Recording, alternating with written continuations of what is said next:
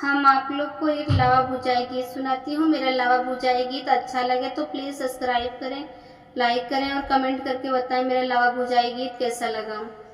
धान देई दाना भाभी धान देई दा, लावा भुजाबै माड़ौआ भाभी धान देई दा, लावा भुजाबै माड़ौआ भाभी धान देई दा।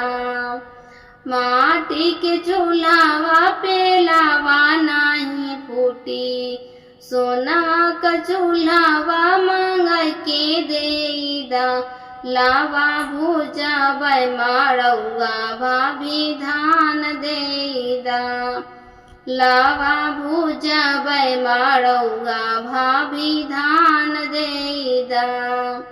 झुमकावा बाली भाभी हम नाही लेबै, सोना कहारावा गढ़ाई के देई दा, सोना कहारावा गढ़ाई के देई दा, लावा भुजाबै माड़ौआ भाभी धान देई दा, लावा भुजाबै माड़ौआ भाभी धान देई दा। नेग देई दा भाभी नेग देई दा, लावा भुजाबै माड़ौआ भाभी धान देई दा। साड़ी व चुनरी हमें नाही चाही भाभी, चुनरी व लहंगा हमके नेग देई दा, चुनरी व लहंगा हमके नेग देई दा, लावा भुजाबै माड़ौआ हमके धान देई दा, लावा भुजाबै माड़ौआ हमके धान देई दा। बीरन भैया रहै चाहे जाय हो सवानावा में ना जइबै नदी, बीरन भैया रहै चाहे जाय हो सवानावा में ना जइबै नदी, ना जइबै नदी हो ना जइबै नदी। बीरन भैया रहै चाहे जाय हो सवानावा में ना जइबै नदी, सोनवा के थाली में जेवाना परोसली, सोनवा के थाली में जेवाना परोसली।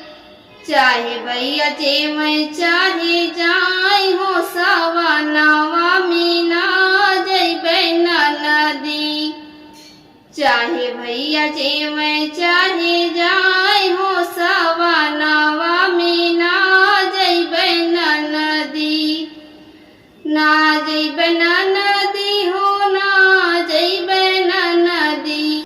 बीरन भैया रहै चाहे जाय हो सवानावा में ना जइबै नदी, बीरन भैया रहै चाहे जाय हो सवानावा में ना जइबै नदी। सोनवा सुरहिया का ठंडा ठंडा पानिया, चाहे भैया पिए चाहे जाय हो सवानावा में ना जइबै नदी, चाहे भैया पिए चाहे जाय हो सवानावा में ना जइबै नदी, ना जइबै नदी हो ना जइबै नदी। बीरन भैया रहै चाहे जाय हो सवानावा में ना जइबै नदी। लवंग इलायची कबीरावा लगाए, लवंग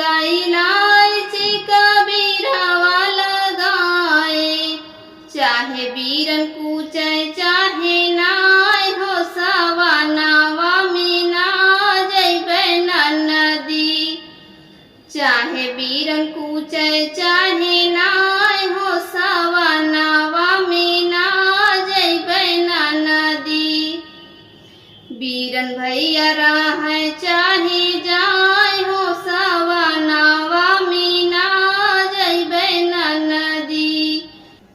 गद्दा गलई चक बिस्तर लगौली, गद्दा गलई चक बिस्तर लगौली। बीरन भैया सुते चाहे जाए हो सवनावा मीना जैबे नदी। बीरन भैया सुते चाहे जाए हो सवनावा मीना जैबे नदी। ना जैबे नदी हो ना जैबे नदी। बीरन भैया राह चाहे जाए हो सवनावा मीना जैबे नदी। बीरन भैया राह चाहे जाए हो सवनावा मीना जैबे नदी। मेरा कजरी गीत अच्छा लगा हो तो प्लीज सब्सक्राइब करें, लाइक करें और कमेंट करके बताएं कैसा लगा।